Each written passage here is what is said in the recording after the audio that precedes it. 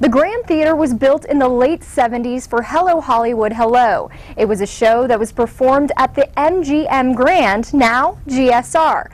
When you walk into this room, you can tell this space is magnificent.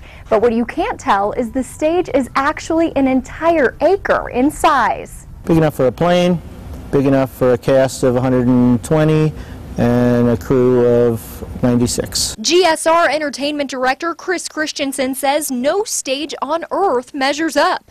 The world's largest stage. Guinness Book of World Records still lists the Grand Theater as the world's largest stage. And the curtains open and you see how wide it is and how magnificent it is, and it just takes your breath away. Now Beth McMillan is the executive director of Art Town, but decades ago she danced on this stage in Hello Hollywood Hello. There's nothing that compares to it. It's an artist's stage is what I can say about it. It's really fantastic. Illusionist Michael Grandinetti is currently performing on it. And to stand on this stage and to look into this house and to see this beautiful theater, it makes you go, this is why I got into this at 5 years old. Grandinetti's act is part of the Masters of Magic show. He says he's had to make some adjustments because of the size. Things have to come on sooner to get them in place in time, because it's really the size of a football field. Anywhere else we go after this, it's just going to feel small.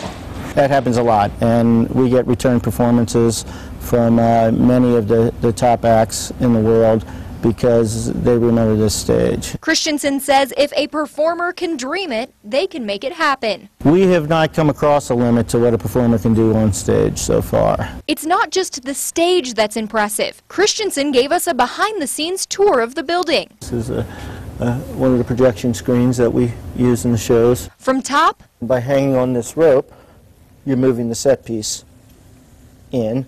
To bottom, each one of the elevators can lift 88,000 pounds. And even in between. We're about 40 feet from the front of the stage and maybe 12 to 15 feet above the audience. He can't imagine what they couldn't fit in a show. You know, you'd have to get into the aircraft carrier size.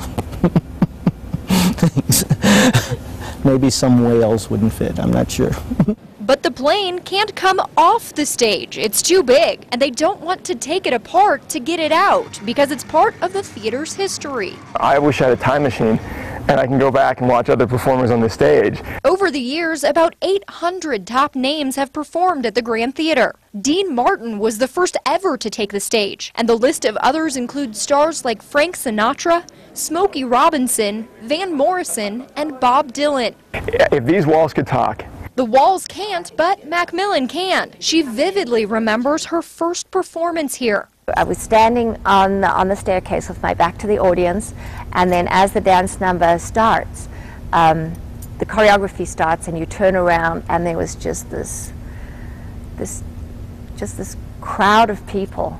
The show, the stage, and the biggest little city left a lasting impression. After the show closed, I was married and I had owned a house here. I didn't want to go to Las Vegas or Paris or Monte Carlo to work. I wanted to stay here in Reno. Macmillan says her fellow performers felt the same. Many of them are still here. The musicians and the dancers and the singers who were in the show really were the foundation of the performing arts community that we have here in Reno. Hello Hollywood Hello and the Grand Theater left a legacy much larger than the stage itself. Do you think the arts community would be what it is now if this stage was never built? Absolutely not. Without this stage, there would be none of that. Reno would be different. Reno would be very different. If you've never been to the Grand Theater, or maybe you're looking for a reason to come back, you can come here and watch Masters of Magic through August 10th. Showtimes and ticket information is on our website at mynews4.com. Reporting for Nevada Proud, Ashley Collins, News 4.